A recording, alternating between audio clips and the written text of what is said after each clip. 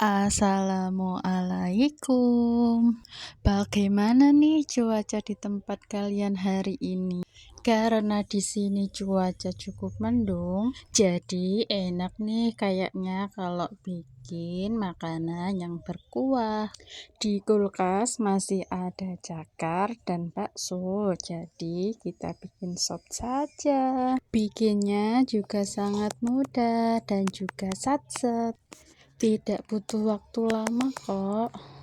Tinggal cemplang-cemplung sayurannya saja, sudah selesai. Nah, sudah jadi kan? Terima kasih buat yang sudah menonton. Semoga video ini bermanfaat.